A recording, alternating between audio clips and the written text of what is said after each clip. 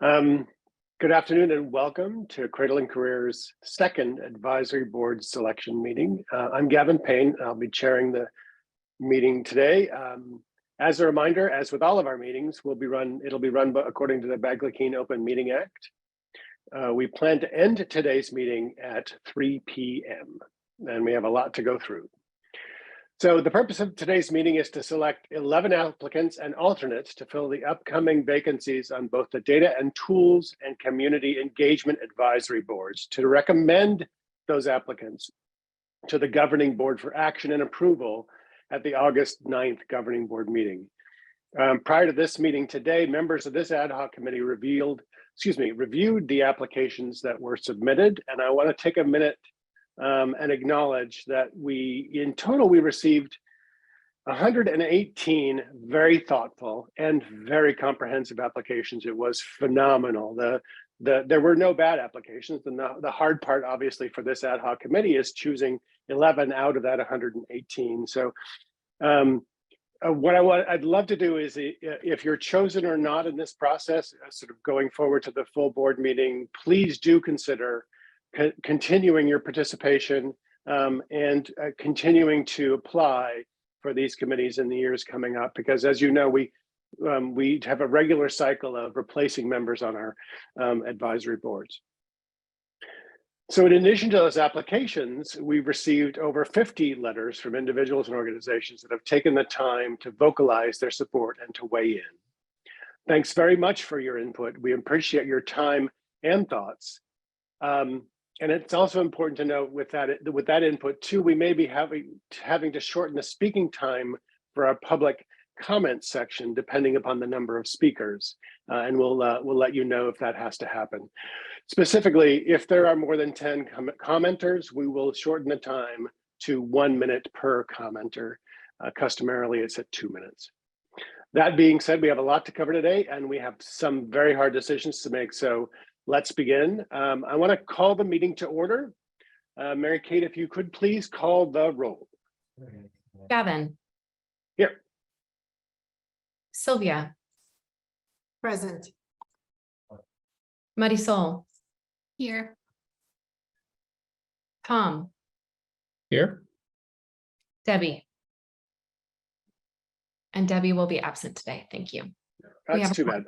Unfortunately, Debbie Cochran was unable to make the meeting today. I want to thank her, though, in absentia, for her involvement in the selection process, as she helped immeasurably with reading and scoring applications for the advisory boards. And so if we could go on, please. I want to remind members that we'll be taking a roll call vote on all agenda items, on all action items, excuse me. And to begin today's meeting, I first want to review the agenda.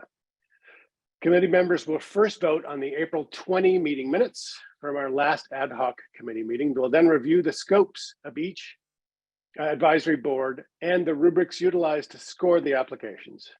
Next, we'll discuss the data and tools applications in that item, followed by the community engagement applications, and in roughly the same process. For each agenda item, we will first open it up for public comment, followed by member discussion, which is a little bit different than normal, but we want the public comment to inform our deliberations. We'll then conclude with a vote. Please note that if you're a member of the public that would like to provide recommendations about a candidate, the appropriate time to do so would be during the public comment period for that applicable advisory board. Next slide. So once we've concluded the review of the community engagement applications, we'll open it up for general public comment regarding items not on the agenda, as is our practice. And then we will move to agenda item 7 by asking members for any future agenda items and to let the public make requests as well for future agenda items. Once all that business is concluded, hopefully around 3 p.m., we will adjourn the meeting. So now I want to move to agenda item 2, approval of meeting minutes from the April 20 ad hoc committee meeting. For members, are there any additions or corrections to the meeting minutes from you? Scanning. Seeing no raised hands, may I have a motion to approve the April meeting minutes as submitted? So moved. Marisol has moved, and a second. Second. Sylvia has seconded. Thank you very much. And before we take action on that, as is customary, we want to pause for public comment. Mary Kate? So if you're a member of the public that would like to make a comment on this agenda item, please feel free to raise your hand. That should be at the bottom of your screen. And then just as a reminder, you'll have 2 minutes to comment, and members or staff will, they are not required to respond to your comment, if that's helpful to know. Okay, scanning the public, not seeing, I have one hand raised, which was lowered. Double And this check. item is just the approval of the minutes item. Correct. Okay, not seeing any hands raised, we can Okay. close the comment. Perfect. We have a motion and a second. Mary Kate, can you please call the roll? Gavin, Yes. Sylvia, Yes. Marisol, Yes. Tom, Yes. the motion passes. Perfect. Thank you. Meeting minutes have been approved. So then let's move on to agenda item 3. Mary Kate, please lead us in that item. Thank you so much. So during this agenda item, we will walk through the data and tools and community engagement advisory board scope of work, upcoming vacancies, and the application process.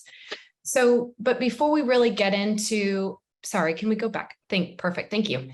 Before we discuss any applicants or the application process, I think it's really important to take a moment to understand, ground ourselves in really the work of each advisory board and what they're charged with completing.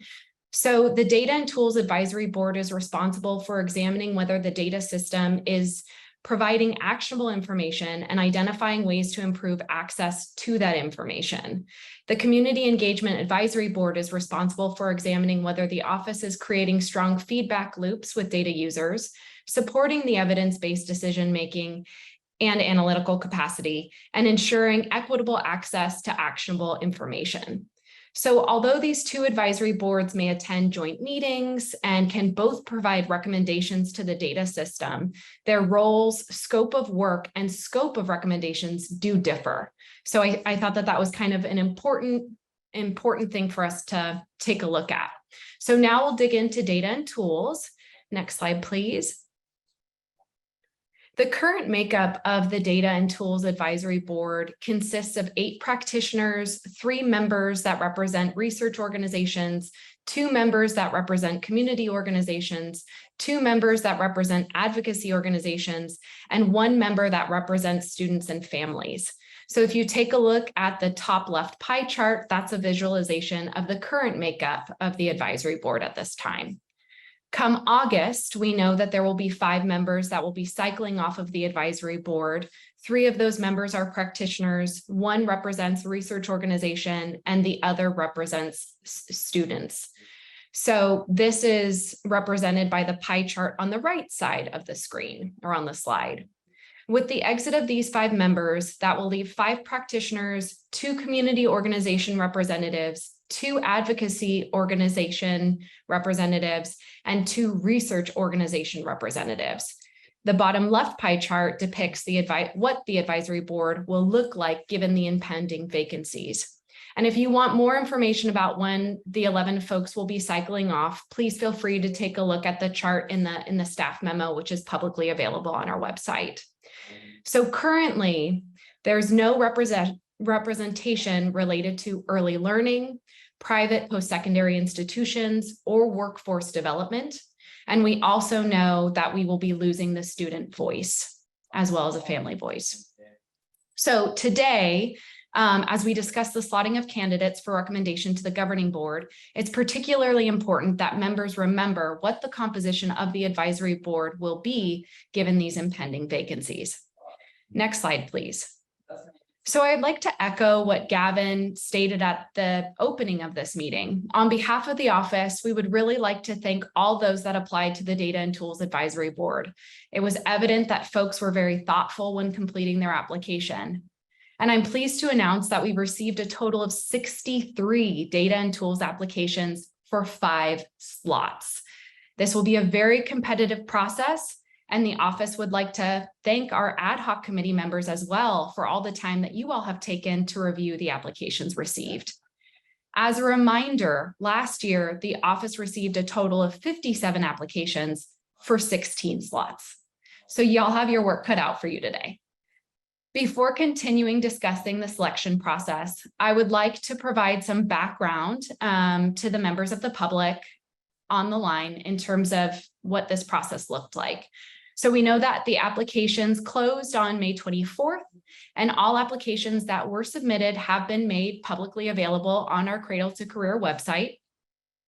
All applications were provided to members to score based upon the rubric, to identify top candidates as well as alternates.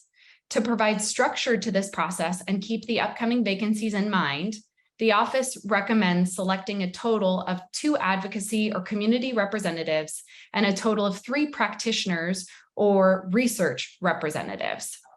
Next slide, please. And as mentioned in the staff report, and this is also available on the C2C website, members received applications, a summary spreadsheet that they utilized as a personal review tool, and a Google form to share the results of the rubric scores for candidates, and the rubric, which is displayed in front of you on this slide. At the last ad hoc committee meeting, the committee determined that the top 4 criteria for scoring applicants are community affiliation, experience with C2C relevant data sets, data alignment, and actionable experience. So during agenda item 4, we'll take a deeper look at the results of the rubric scoring. Now I'd like to take a look at the Community Engagement Advisory Board information. So the makeup of the Community Engagement Advisory Board consists of 6 practitioners, 5 members that represent community organizations, and 5 members that represent advocacy organizations. Please take a look at the top left pie chart, which is a visualization of the breakdown of the current makeup. Come August, we know that there will be 6 members that will be cycling off of the advisory board. 2 of these members are practitioners, 2 of these members are from community organizations, and 2 members represent advocacy organizations. And this is represented by the pie chart, which is on the right-hand side. With the exit of these 6 members, this will leave 4 practitioners, 3 community organization representatives, and 3 advocacy organization representatives. The bottom left pie chart depicts what the advisory board will look like given those impending vacancies. And if anybody would like to take a look at more information about when those 10 members will be cycling off, again, this is referenced in that staff report, which is publicly available. So currently, there's no representation related to early learning, community colleges, California state universities, independent private post-secondary institutions, or workforce development. Additionally, we have no student or tribal community voices represented. So again, as we discuss the slotting of candidates for recommendation to the governing board, it's particularly important that members remember what the composition of the advisory board will be given these impending vacancies. Next slide, please. So once more, on behalf of the office, I'd like to thank all of our applicants. There was a very clear increase in the amount of folks interested, and we're so grateful for the amount of energy and time that was put into the applications. So for our community engagement applicants, we received a total of 54 for 6 slots. This year, again, is more competitive. Last year, the office received 36 applications to fill 16 slots. So I also want to give another big thank you and shout out to our members. We know you had to sift through, digest, analyze a ton of information. So, this was crucial. We could not have done it without you. And as I previously shared, the applications closed on the 24th. All of the applications that were submitted have been made available on our website. The applications were provided to members to score based upon the rubric and to identify the top candidates as well as alternates. To provide structure to the process and to keep the upcoming vacancies in mind, the office recommends that for the selection of community engagement folks, that they choose one advocacy organization, one community organization, 2 practitioners, and 2 students. Next slide, please. And so, as mentioned in the staff report, which again is on the website, members received the applications, a summary spreadsheet to be utilized as a personal tool, the Google form to share their rubric scores, and then the rubric, which is displayed in front of you. Now, at the last meeting in April, the committee determined the top 4 criteria for community engagement would be community affiliation, experience with community ambassador work, soliciting input and communicating community needs and concerns, and then lastly, familiarity with student and educator tools. And so during agenda item 5, we're going to take a deeper look at what scoring looked like for community engagement. So that's the background of both advisory boards, and that concludes my presentation, and I'll pass it back to Gavin now.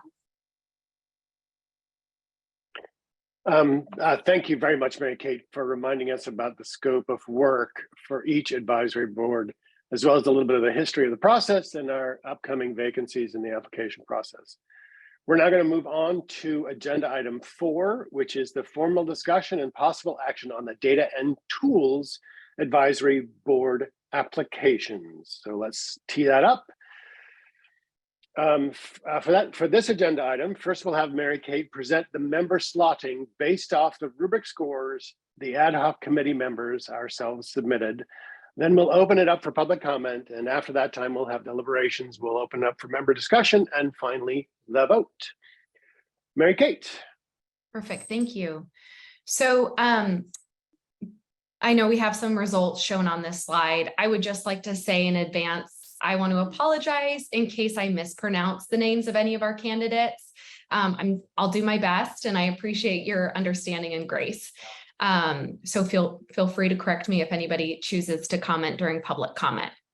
But after tabulating the rubric scores from members, the top 2 ranked, also point of order. It's also helpful to share that this information is publicly available as well on our website if there's folks at home that would like to follow along.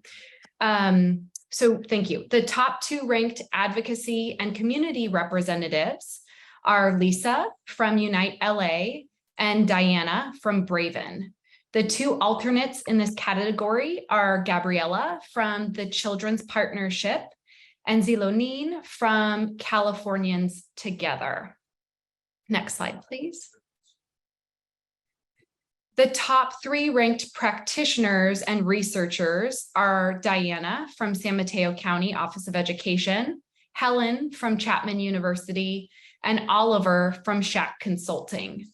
The alternates in this category are Renee from Chino Valley Chamber of Commerce, Victoria from Yale University School of Public Health, and I wouldn't see from Public Policy Institute of California. Next slide, please.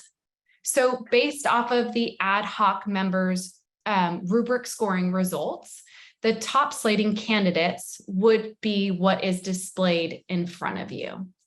And I'll pass it back to Gavin at this time. Good, perfect. Perfect, and thank you for that. So let's pause here, and we'll now open it up for public comment. There are several members of the public who have submitted written comments, and we want to thank you for taking your time to express your thoughts about candidates. But please note, we'll not be reading the written comments out loud, but they have been provided to members ourselves, and they have been publicly posted on the Cradle-to-Career website. Mary Kate, if you could please open us up for public comment. Do we have a sense of how many people we have? That's a great question. So I see that there's already one person that has raised their hand. Anybody that would like to comment at this time, please just raise your hand so that I could get a count of how many folks are interested.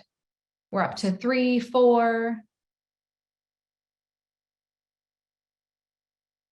Anybody else? Okay, seeing a static 4 hands, that hasn't met our minimum of 10. So we will be allowing members of the public to speak. You have a 2-minute requirement. I will be setting a timer. If you could keep your comments to less than that, that's greatly appreciated. But by no means do you have to do that. So again, members are not required to respond. So it's not going to be a back and forth, just so folks know. And I'm going to start with Randy. So Randy, I'm going to allow you to talk. Hello, good afternoon, committee members. Thank you for the work you do and for this opportunity to provide public comment. My name is Dr. Randy Painter. I'm a Harvard-trained epidemiologist. I'm now at Stanford with dozens of peer-reviewed publications and 2 novel data science patents. I have some decent familiarity with data methods and impact. I'd like to express my strong endorsement for Diana Harlick as an excellent selection as a member of the Data and Tools Advisory Board. And I'm happy to see that she was listed on your rubric as a high scorer. I've known Diana in several capacities, both professionally and as a fellow educational advocate. Many of the letters you received in support of Diana described the work that Diana's done throughout her career, and I'd like to describe some other facets that weren't necessarily elevated. So Diana's a California native and is raising her family in the same county where she was raised. Well, our county has some of the most affluent communities in California and also has some of the most underserved communities as well. Diana's focus throughout her career has been serving this population through data-informed, systemic, practical, and replicable interventions, and doing so in a way that informs practice and policy more broadly. She's done the boots on the ground work of integrating and aligning data systems between early childhood and K-12 locally in San Mateo County. And this has been done in the context of a collective impact effort called the Big Lift, and has resulted in measurable increases in kindergarten readiness. So Diana has hands-on and in the weeds experience with data and data systems. She also has deep experience working and communicating and collaborating with a wide range of stakeholders. I think most importantly, Diana has firsthand experience with the challenges that some of our most underserved communities face in having and providing equitable access to data. Diana has faced these challenges creatively and collaboratively, investing time and resources into ensuring the representation of those communities. And then beyond her professional role, Diana advocates in her community for educational equity. She serves on committees and task forces for our local school district, as well as serving diligently on election committees for increasing local school funding. And in her own time, she's also done deep self-work. What's that? I said, please wrap up your comments. Okay. And study into equity. This is all to say that Diana is the real deal. She knows data. She knows how to work with folks at all levels of data fluency and influence. And she knows how to best make data actionable. Thank you for your time. Thank you. Perfect. Okay. Next, we'll go to Sarah.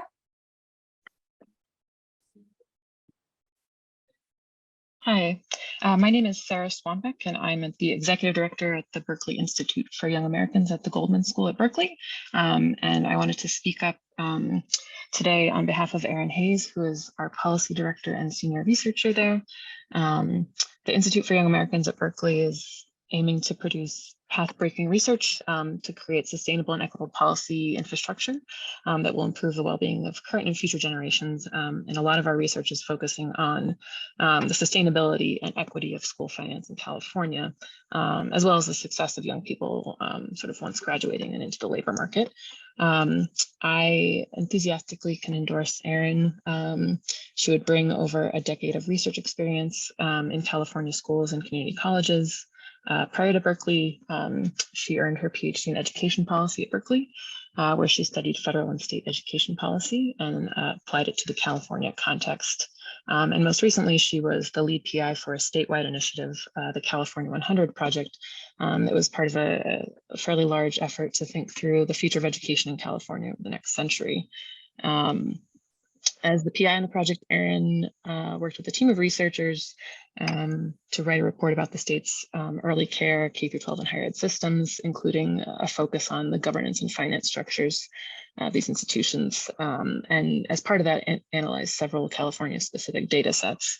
And to that end, also has recently worked with several data sets from the California Department of Education, a lot of which currently exist in silos, including the standardized accounting code system, the current expense of education data, enrollment data, J90 data, several other data sets as well. And so I think would be an asset to the Data and Tools Advisory Board. And I'll end it there. Thank you. Thank you. Thank you so much. Okay, next up, whoop, excuse me. Next up, we have Valerie. I'm going to unmute you.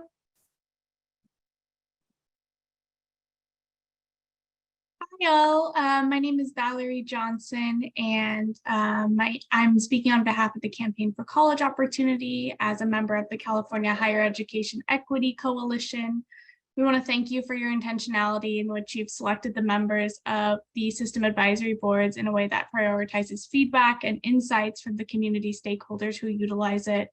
As you're considering the addition of new members, we're proud to uplift individuals who we believe reflect the demographic, racial, ethnic, and regional diversity of the state. And with that, we'd like to express our continued support for the following candidates to the Data and Tools Advisory Board. Zima Creason, the Executive Director of the California EDGE Coalition, and Erin Hayes, the Policy Director and Senior Researcher at the Berkeley Institute for Young Americans at Goldman School of Public Policy in Berkeley. These candidates will undoubtedly demonstrate a deep commitment to supporting California students through the Cradle-to-Career Data System Advisory Boards, and we thank you for your continued leadership and consideration of these candidates. Thank you. Okay, next we have Diana.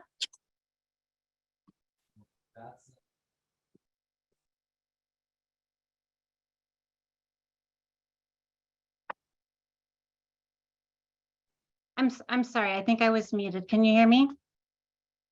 Yes. Thank you.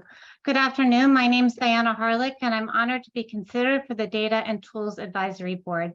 I bring a combination of experience and skills that I believe make me uniquely qualified to be an impactful board member.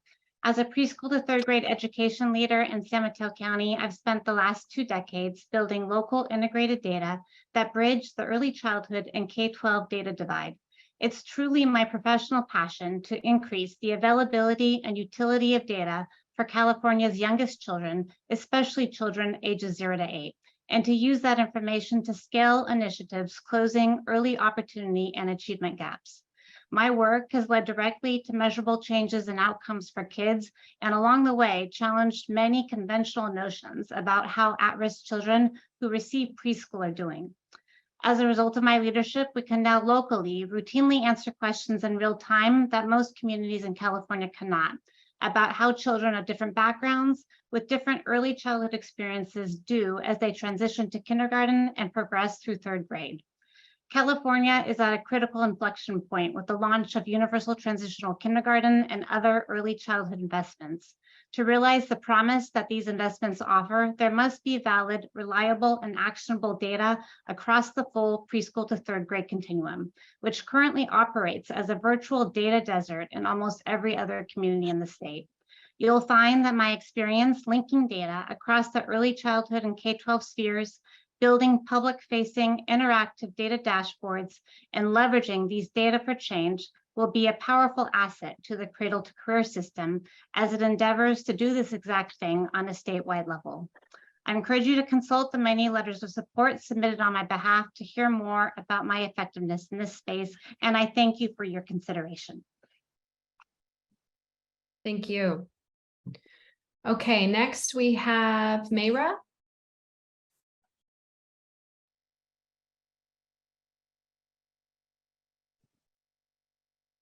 Hi, thank you for the opportunity to comment. My name is Mayra Alvarez. I am the current president of the Children's Partnership, a statewide policy and advocacy organization focused on advancing child health equity.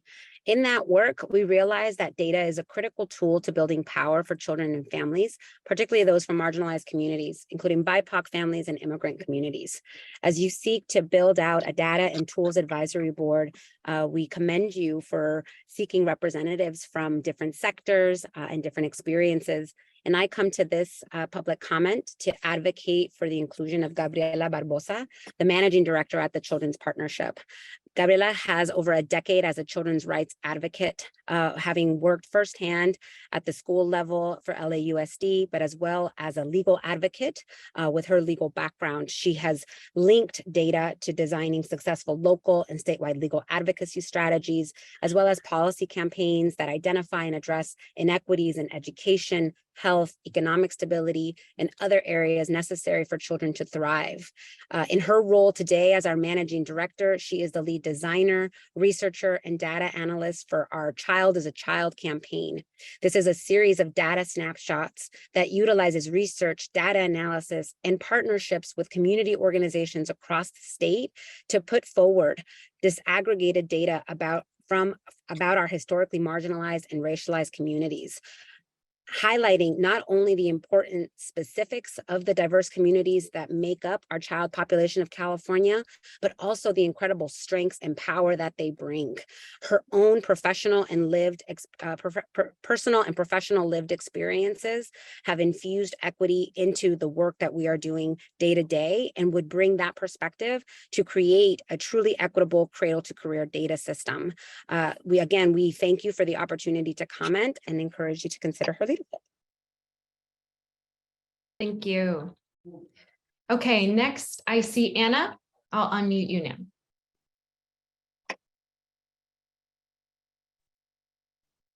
Good afternoon, committee members. My name is Ana Alvarado, Policy Director for the California EDGE Coalition, here to uplift support for Zima Creason's application to the Data and Tools Advisory Board. Ms. Creason has extensive experience in education and workforce development issues that impact underserved communities. She's the Executive Director for the EDGE Coalition and also the President of the San Juan Unified School Board, where in both capacities, she uplifts the importance of quality data and the connection to outcomes and lived experiences for individuals that are being left out of California's prosperity, including ensuring education and workforce data is public-facing for our communities. We know Ms. Creason will be instrumental to the advisory board, and we respectfully urge your support of her appointment. We also did submit a comment letter for your review as well. Thank you for your time. Thank you. Okay, that was our last hand raised. Seeing no other hands to request to speak at this time, we'll close public comment. Perfect.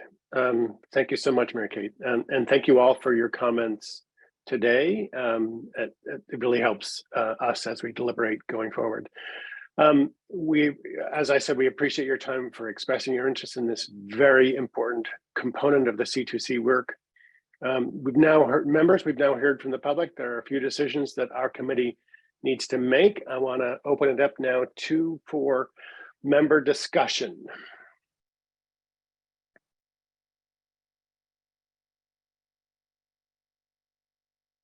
Scanning. So go ahead, Marisol. Thanks, Gavin. So I actually have a question before we get into our deliberations. I know we have the recommendations from the office in terms of how many slots are allocated for each of the various categories. And my question is, do we have a requirement to have, a certain number of, certain categories? Is that up to us? Or, I just kind of want to understand, because I do have to admit, when I was doing my scoring, I felt that I was kind of confined to ranking people by the categories, as opposed to, some of the higher ranking, people that just in general, I was able to read and assess. So, that's my question before we kick off. Mm-hmm. We talked about this a little bit at our last meeting too. We have purview to sort of choose representation in any way we wish, but I think some of the guidance that we gave to the office and the staff, and some of the staff's recommendations to us, are to maximize the number of people that we have representing a diverse group of individuals in both committees. But I want to offer both Mary Kate and Marianne an opportunity to talk on that as well. I'm happy to speak to that. So to your specific question, the number of slots in each category is a staff recommendation. You as the ad hoc committee could choose to modify that if you so wish. I think this isn't relevant for data and tools. I think for the Community Engagement Advisory Board, where we had applications from students, there was the staff recommendation on the number of slots there is in response to the conversation that you had previously in this ad hoc committee and last year as a full governing board on the importance of student voice. So that one I want to particularly elevate. But the number of people that you select in each of these different categories is something that you could change if you wish to do so. The staff recommendation was intended to provide structure to aid in making decisions across so many applications, but there's no hard and fast requirement in either statute or the governing board, the governance manual, to select a specific number in each subcategory for each board.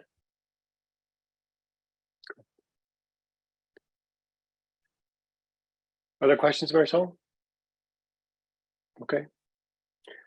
Any conversation about the slate that is before you on the slide?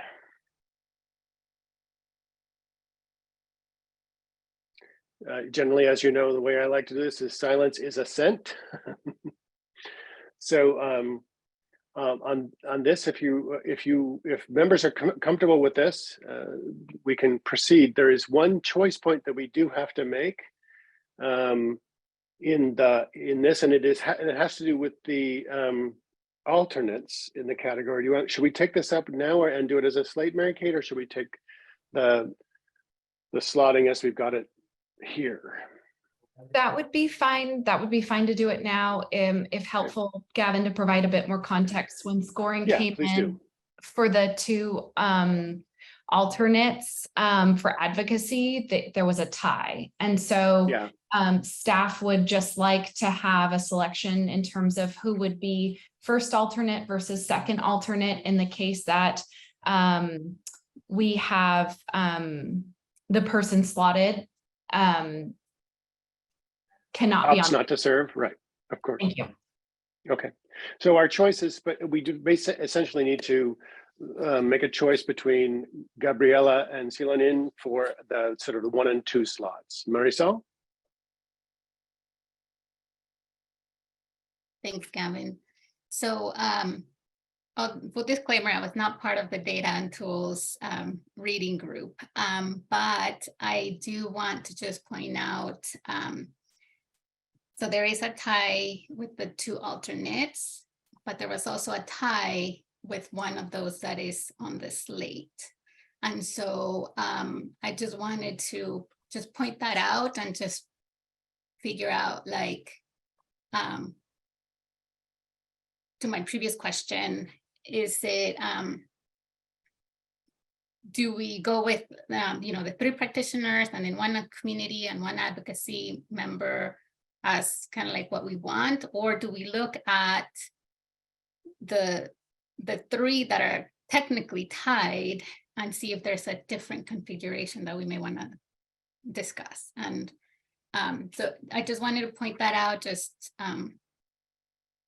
to be fair in terms of points that were allocated based on the process and where things are falling.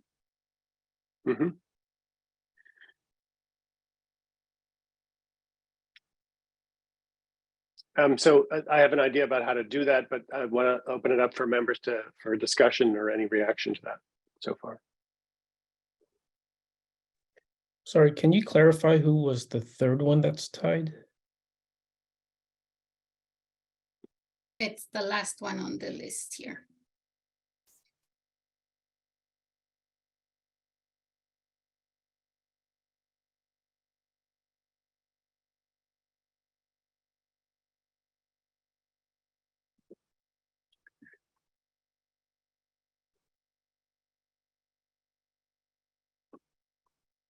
Mary Kate, was it Oliver Scheck, or are you talking about Uwunsa Ugo? So the choice point is for the alternates. The choice point is for the alternate itself.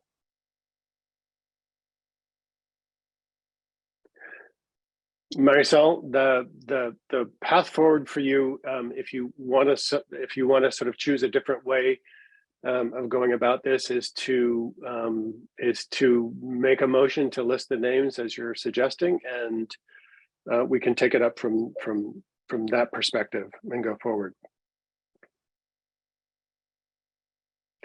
Do you care to?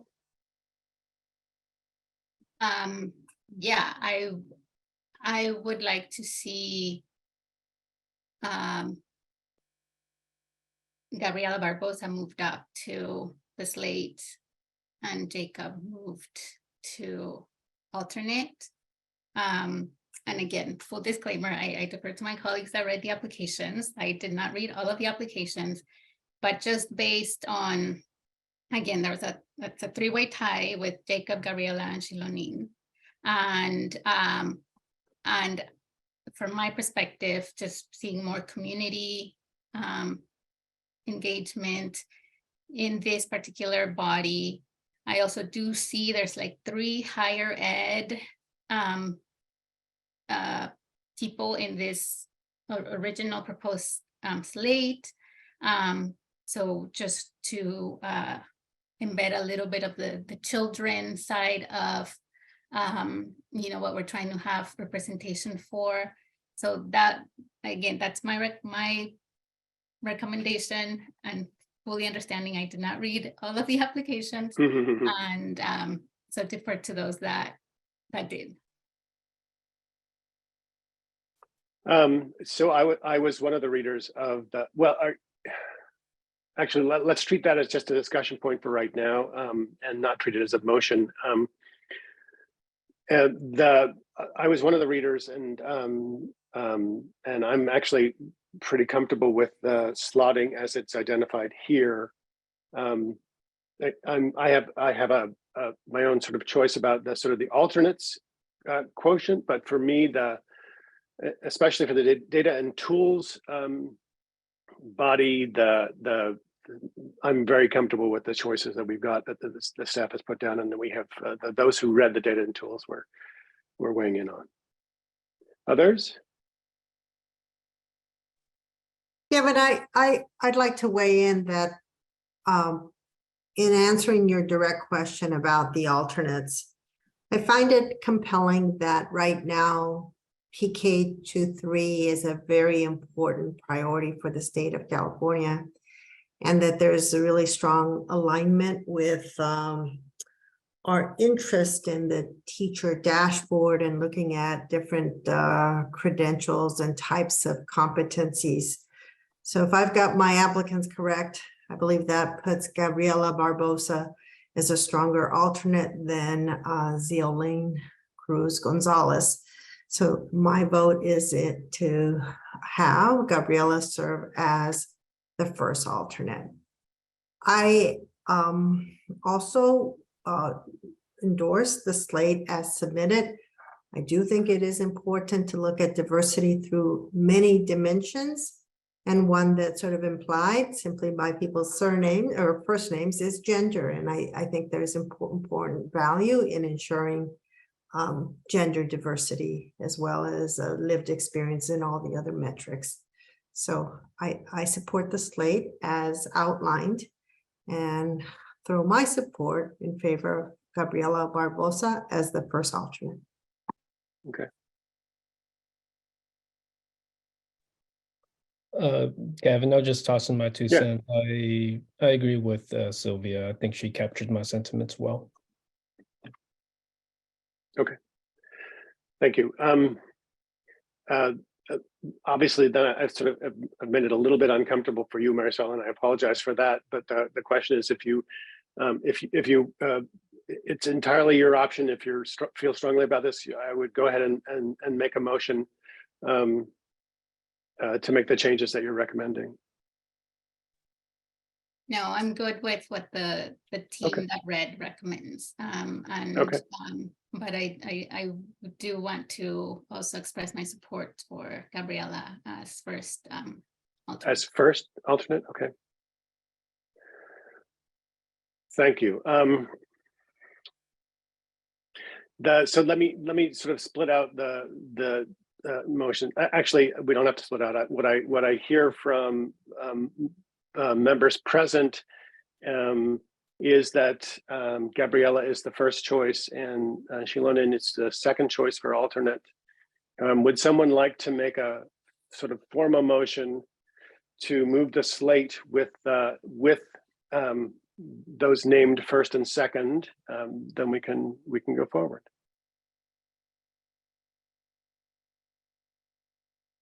What we'll have to have is someone in making that motion say those names out loud. Okay, So- I'm happy so to do could we that. go back If to we the- can we can go go back to the back to previous the slide, previous please? slide. Yes, there we go. Okay. Thank you. So I would Thanks, like Sylvia. to move that we advance the slate of Lisa, Diana H., Helen, and Jacob to serve on the Data and Tools Committee, and to advance as the first alternate, Gabriela Barbosa.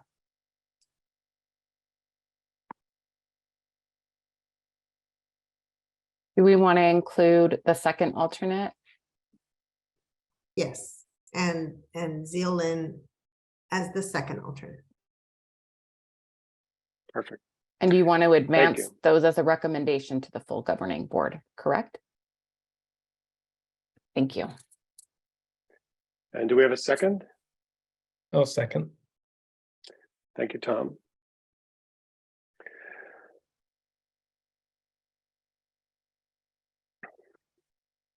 Roll call. So we have a motion and a second. We have already done our public. I was second guessing myself about public comment because we took it out of order. So we have already had our public comment. So if we could advance straight to the roll call, please. Perfect. Gavin, Yes.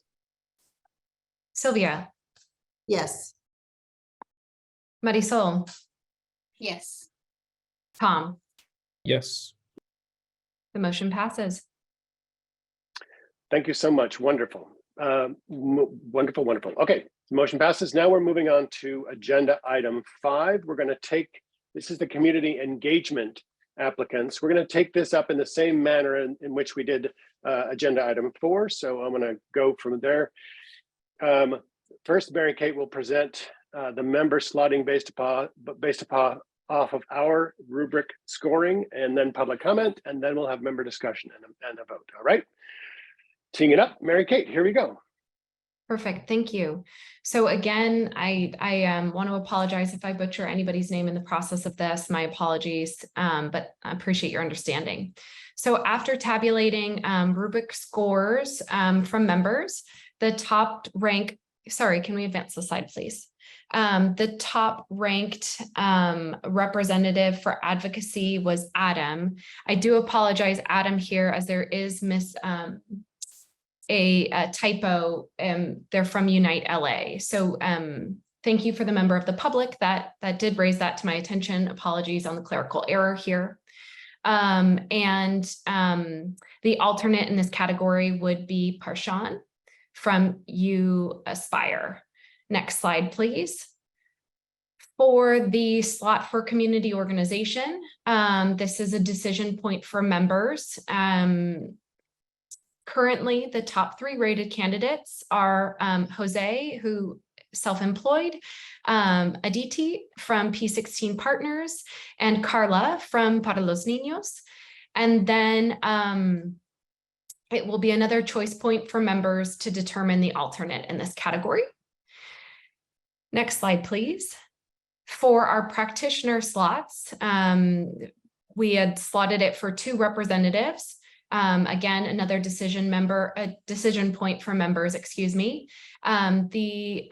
There's 3 top rated candidates. So that's Jewel from San Diego Office of Education, Karina from Compton College, and Lorenzo from Santa Clara University.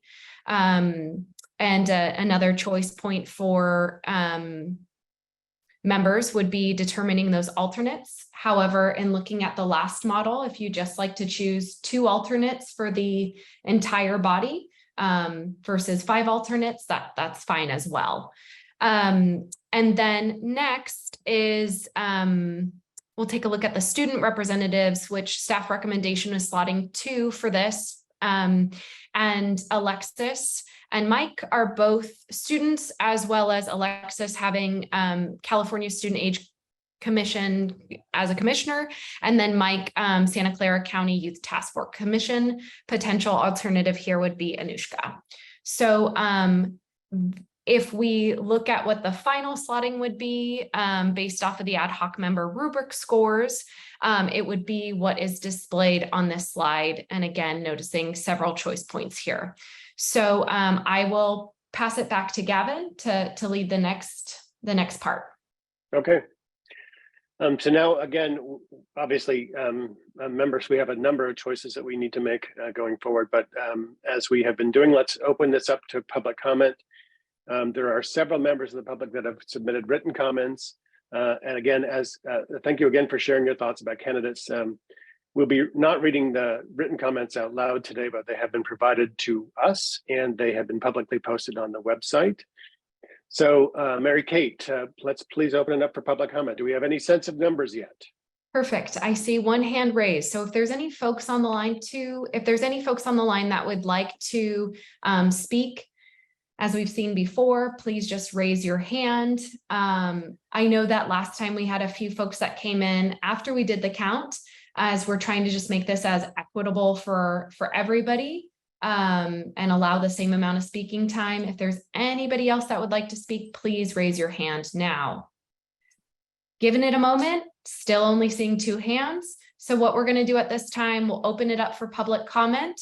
As a reminder to those on the line, it's not going to be a back and forth with members, as we've seen and heard. So Valerie, I saw your hand first. Please keep your comments to 2 minutes. You are now allowed to talk. Thank you, Mary Kate, and good afternoon again, members of the Cradle-to-Career Data System Governing Board. My name is Valerie, speaking on behalf of the Campaign for College Opportunity and as a member of the California Higher Education Equity Coalition. We again want to extend our thanks for the intentionality that you've selected the members of the Data System Advisory Boards in a way that prioritizes feedback and insight from community stakeholders who will utilize it. And as you consider the addition of new members, we're proud to uplift additional individuals who we believe reflect the demographic, racial, ethnic, and regional diversity of the state. And with that, we'd like to express our continued support for the following candidates to the Community Engagement Advisory Board: Katrina Linden, Public Affairs Director with the Campaign for College Opportunity and co-lead of the California Undocumented Higher Education Coalition; Elizabeth Delgado Garcia, Parent and Economic Development Manager from the City of Culver City; and Parshan Khosravi, California Policy Director with U Aspire. These candidates will undoubtedly demonstrate a deep commitment to supporting California students through the Cradle-to-Career Data System Advisory Boards, and we thank you for your continued leadership and consideration of these candidates. Thank you. I next see Jules' hand, so I'll allow you to talk. Hi, I'll make this quick as you've already read my application, but my name's Jules.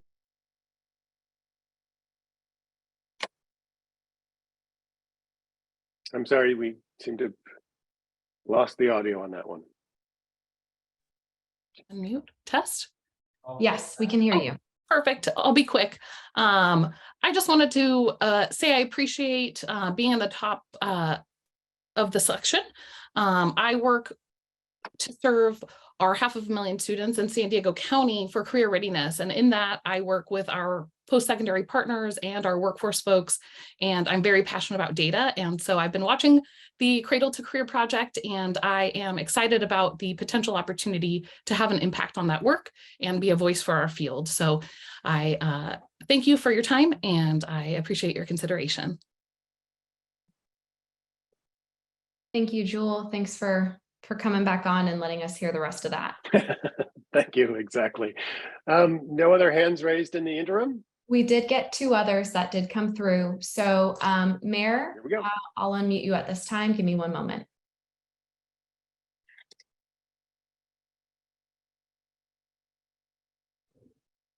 Hello, my name is Meredith Curry Nunez. I'm the Executive Director of the Northern California College Promise Coalition, and I'm calling in to provide my support for Parshan Khosravi, Aditi Goel, and Diana Fong. Thank you so much for your consideration of these candidates. Thank you. Okay, I did see another hand, but that hand has gone down. Before I close public comment officially, I would like to ask one more time. Are there any folks on the line that would like to comment? Parshan, I see your hand. I have allowed you to talk. Thank you very much. Good afternoon, members. My name is Parshan, California Policy Director with UAspire. I just wanted to take this time to thank the members and for your diligent work in selecting the representatives on the committee, and excited to serve in whatever capacity and give back to this effort. Thank you for your time. Thank you. Okay. I am not seeing any other hands raised. I'm just going to give it another moment as we've had a few folks coming in. Thank you. And still seeing no movement. I believe we can close public comment at this time. Thank you so much. Okay, wonderful. Thank you all for your comments. We really appreciate them. Again, it takes a lot of time and effort to participate in one of our meetings because we're doing it virtually, or at least we're doing this one virtually. So thank you again for taking the time and participating with us. We've now heard from the public. On this item, we have a number of decisions before us, members, and I want to open it up to member discussion. Should we have a slide? What's the choice point slide? Here we go. So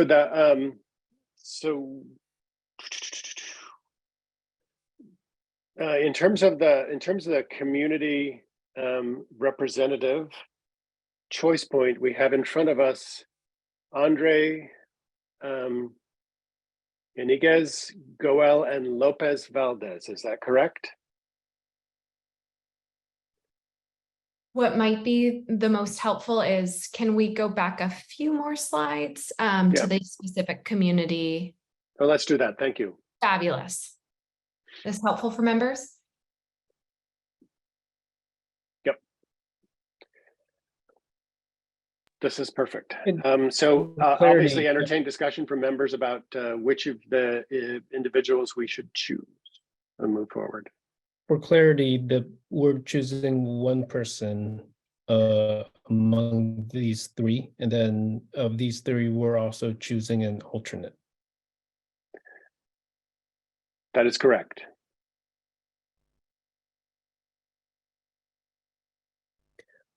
I'll start since I unmuted myself. I would like to put forward Aditi as the community representative. I don't know her personally, but I'm familiar with her work throughout the years, being in the education space, and she's very well respected among the policymakers up here in Sacramento. So I would put her forward as my first choice.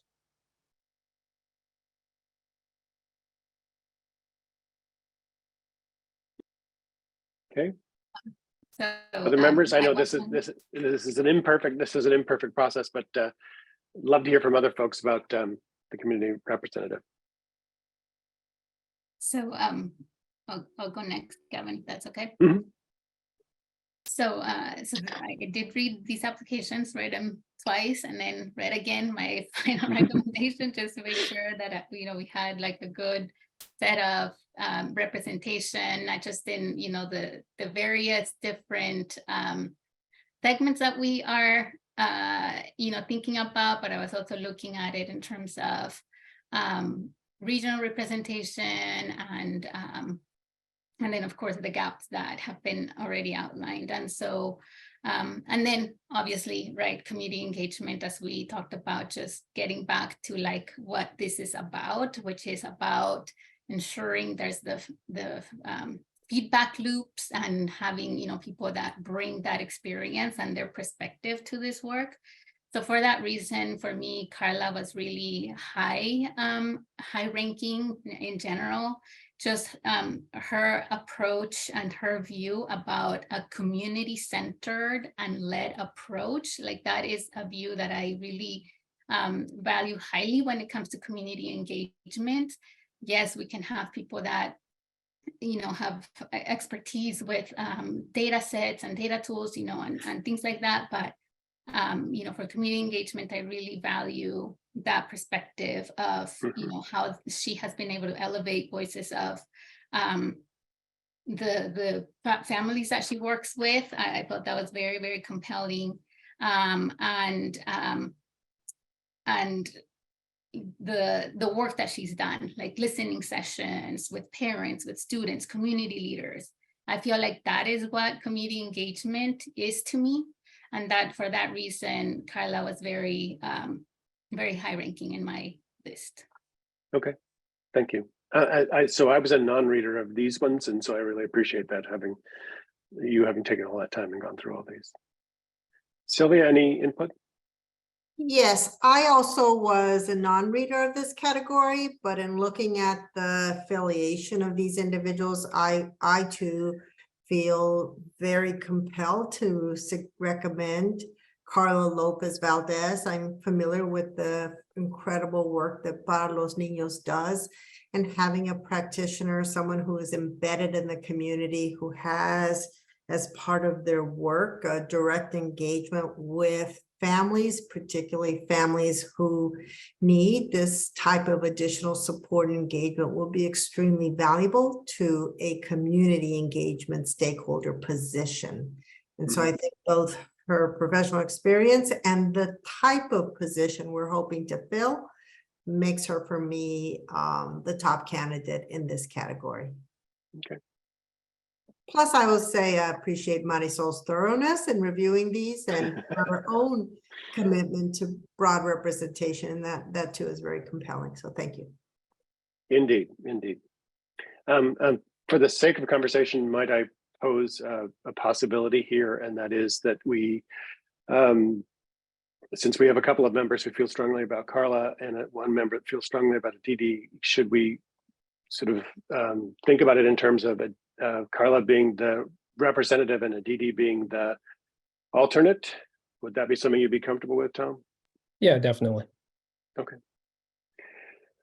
I think that I would certainly be very comfortable with that as well. So I think that would be marvelous. Okay, so that is our that's our community engagement piece.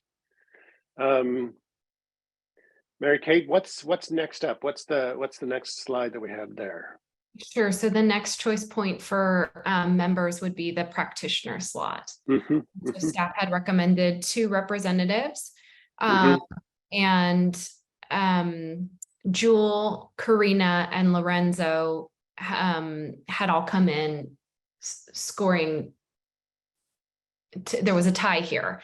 So if we want to slot 2 folks,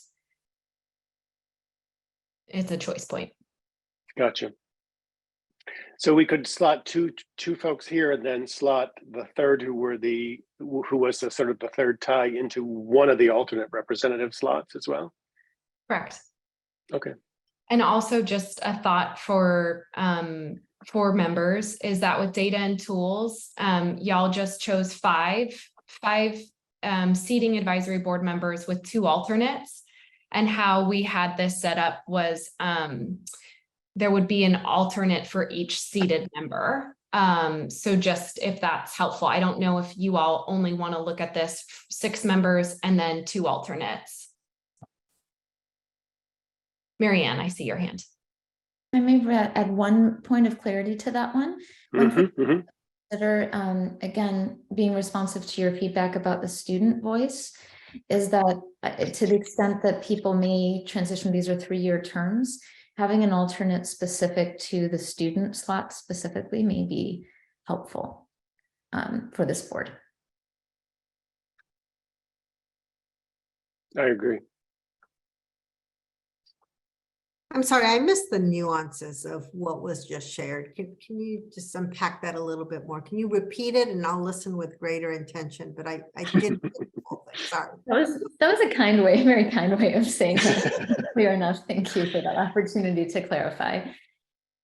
Last year, when we designated alternates for the boards, they were by subcategory for the advisory boards. So when, for example, one person was not able to be seated, it was very clear who would be the next in line alternate. So it's good for you to clarify in this meeting whether, like for data and tools, you have 2 overall alternates.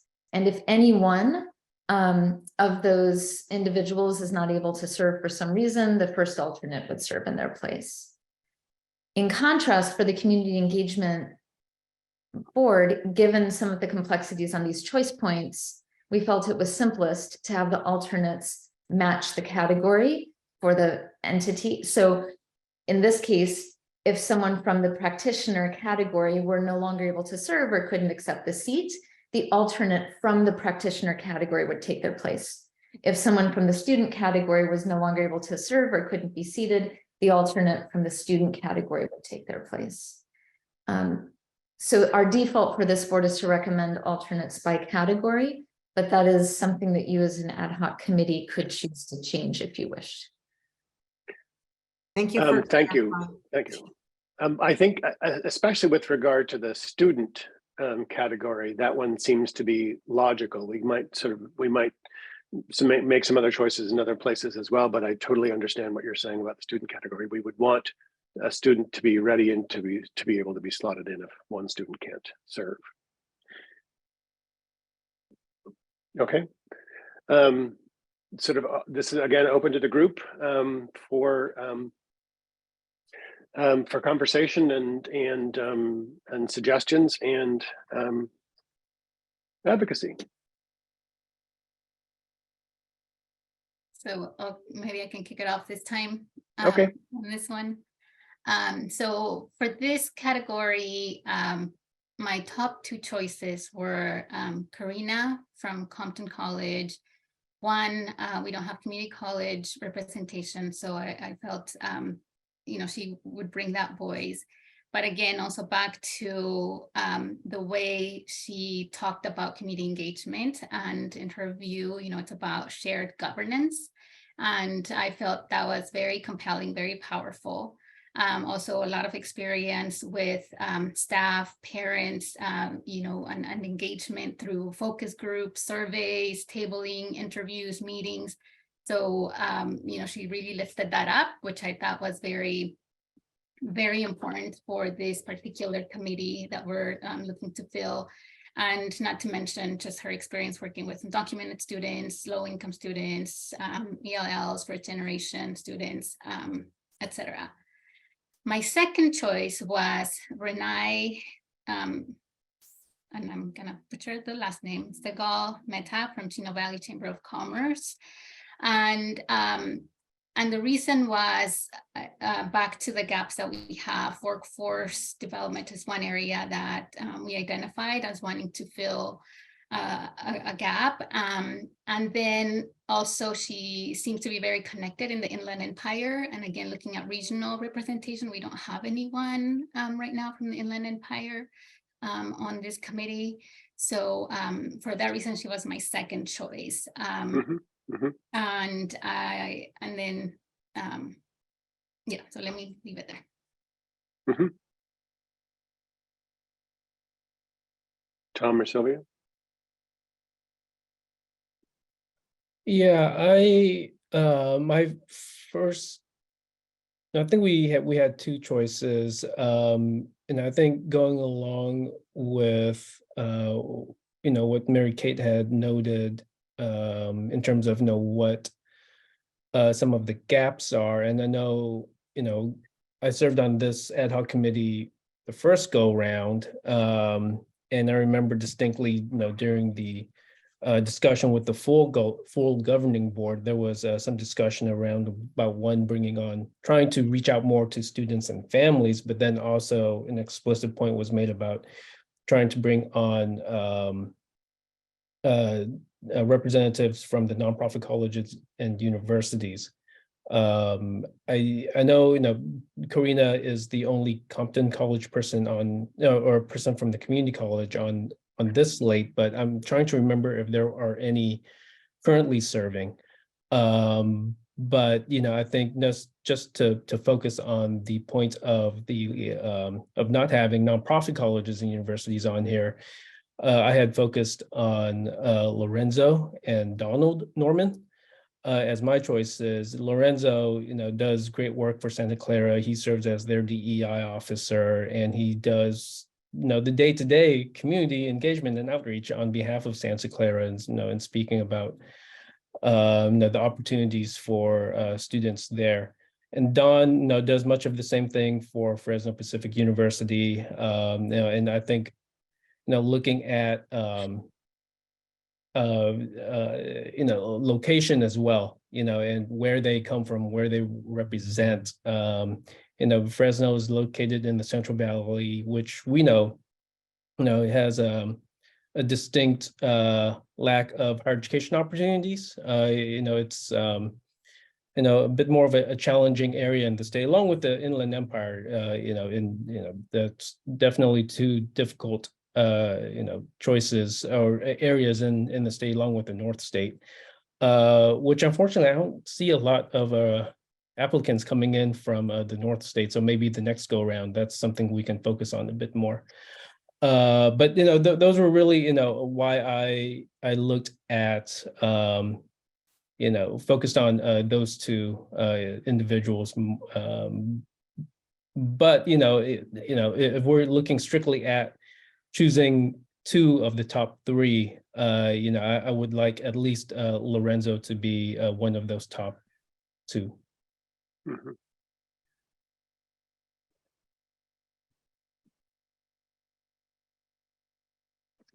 Sylvia? Again, I can't admit that I have read these with the depth of my colleagues.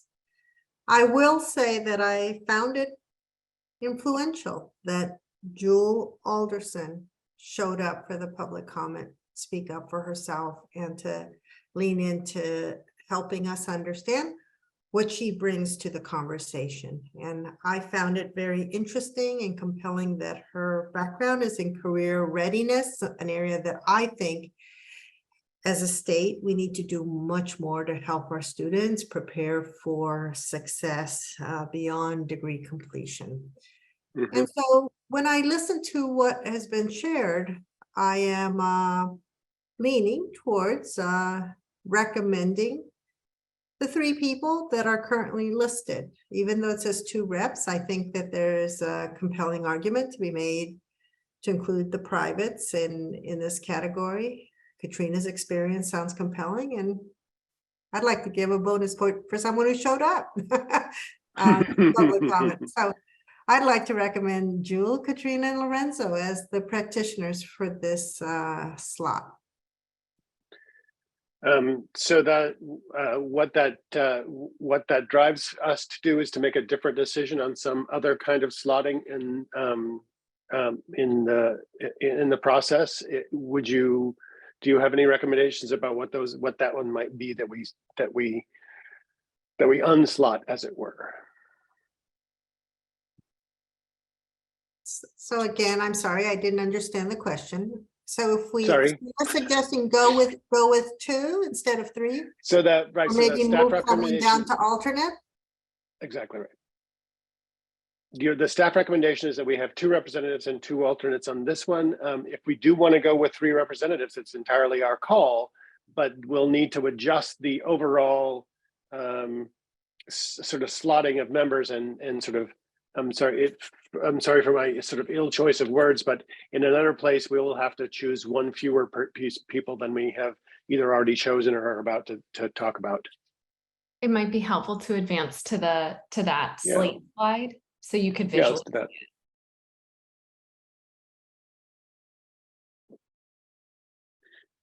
So in this instance, if we choose to go with 3 practitioners, then we will have to either not choose a community representative or not choose a student representative. Actually, can I have a point of reference. Could I, Marianne, can I ask something? The Mr. Gottlieb is an advocacy person, but he's Unite LA instead of the Campaign for College Opportunity. Is that correct? Yes, Mary Kate, clarify. Could you clarify? We had a clerical error here. Yes, so Adam is from Unite LA, the director of it. So my apologies. Okay. So I will take back my statement. I think I forgot this larger composition, and I don't feel ready to move the categories with my suggestion. I was trying to just find a path forward. No worries, I totally get it. Okay. If helpful to digest, sorry, we can't live edit, unfortunately, but so Adam for advocacy, and then community, we just kind of discussed Carla would be slotted in our discussions. And so it would be those 2 practitioners that we're discussing right now, if that's a helpful reminder for folks.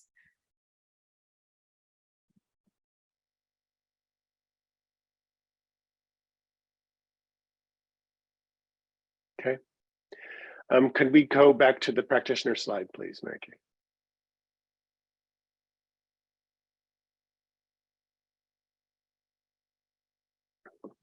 I'd like to suggest that we go with Karina Lopez, who was Marisol's candidate, and Lorenzo Gamboa, who was Tom's candidate, and both sound like worthy candidates.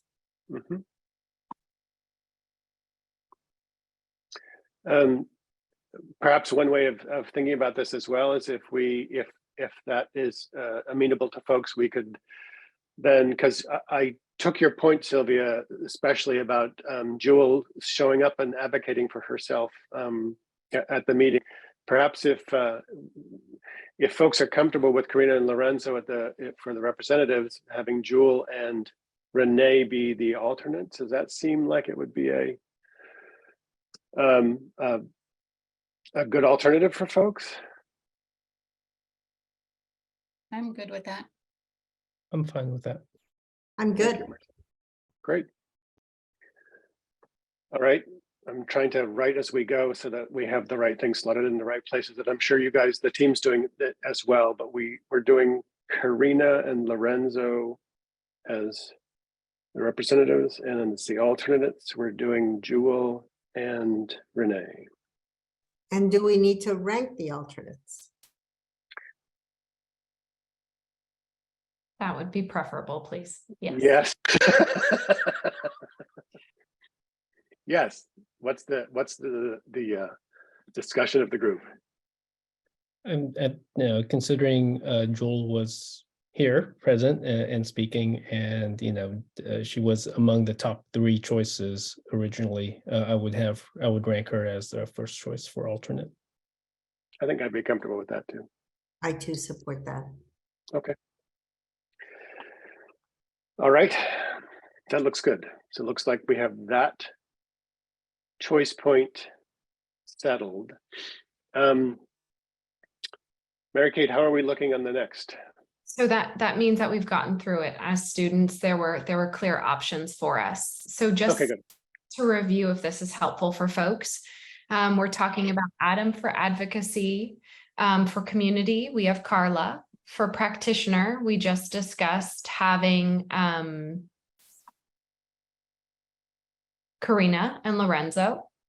And then for student, we have Alexis and Mike. Now, in talking about the alternates, we have Parshan, who would be the alternate for advocacy. For community, we have Carla, we have Aditi, who would be the alternate for community. For practitioner, we would have Jewel as our first alternate, Renee as our second alternate. And for the alternate for student, we have Anushka. Okay. That's perfect. So now I'm going to try to, I'm going to try to say out loud the a motion, and then have somebody make it if that works for you. Is that okay? Since we are not able to live edit here.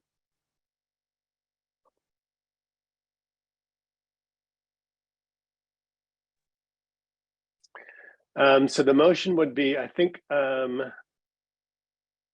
me see if I have this right. The motion would be, do we have the whole thing? I'm missing the student alternate. Otherwise, I do. Sorry. Can That would be someone tell me? Anushka. Anushka. Okay.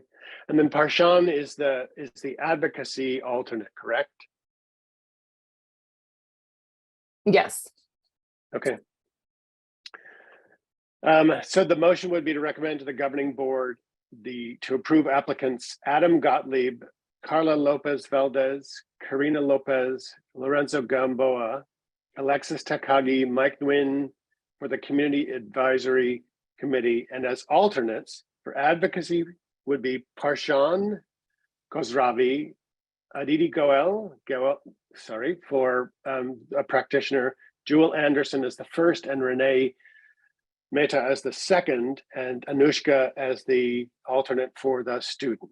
Would anybody like to make that motion? Say so moved. So moved. Thank you, Sylvia. Second. Thank you, Tom. All right, we already have had our public comments, so let's go straight to the vote. Mary Catherine, could you please do it? Mary Kate, sorry. Gavin. Yes. Sylvia. Yes. Marisol. Yes. Tom. Yes. The motion passes. Perfect. Thank you very much. That's wonderful. And thank you, members, for working through that. I know it was a lot of sort of slotting and thinking and advocating and considering. So I really appreciate that set of activities. The item 6 is up for us next. It is actually the general public comment item. It is not, that's not quite future agenda items to the next one. There we go. General public comment. So Mary Kate, can you please open the rolls for general public comment? Perfect.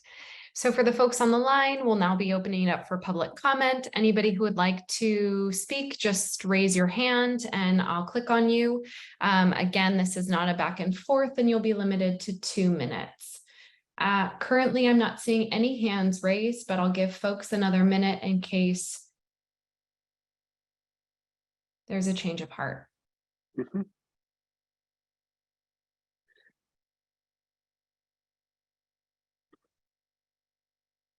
I do see one. There is not a name associated with it. It says Campaign for College Opportunity. So I will allow you to talk. Hi there, this is Katrina Linden, an advocate for the Community Engagement Board. Just want to extend my thanks for your consideration of my application, and I look forward to continuing to engage and participate with the development of the data system. So thank you for your work, and have a wonderful day. Thank you. Okay, seeing no other folks, we can close public comment at this time. Perfect. All right. Future agenda items. So this is the opportunity, committee members, board members, to add items to for future consideration. Obviously, any process is as good a process as we can think about to run. And if you have ideas about agenda items for this ad hoc committee or for the board, please articulate them now, and we will also then open it up for public comment. But it's your opportunity now, committee members. Tom. Just a clarification, there's no other meetings for this ad hoc group, right? Correct. No, I think I'll just reiterate. I think for a future consideration for next year's efforts as we go through this. I'll just reinforce. Perhaps we can do more focused outreach to groups and communities and institutions, whether higher ed or K-12 in the North State. It's a challenging area to work in, and I fully recognize that. But all the more reason to have more representation from institutions and individuals from that area of the state. Totally agree. Thank you. Other members? Gavin, I'd like for us to give some thought to how we continue to encourage people to participate in this process. We know there are only a finite number of slots, but I would not want someone who didn't get a slot to think that it was a reflection of their expertise or experience. There's just a finite number of slots. And so anything we can do, especially to our highest or higher ranked candidates, to get the word out that there are ways to continue to stay engaged with this work, but also to consider reapplying in the future. I think that would go a long way. Thank you. No, I appreciate that. And I think as Marion and others have said, there were no bad candidates for this in this pool that came in. And so it would be marvelous for us to be able to continue to encourage all 118 to participate in as many ways as they can. Yeah. Other items? Okay, so now last opportunity, public comment for future items to put before us or the board.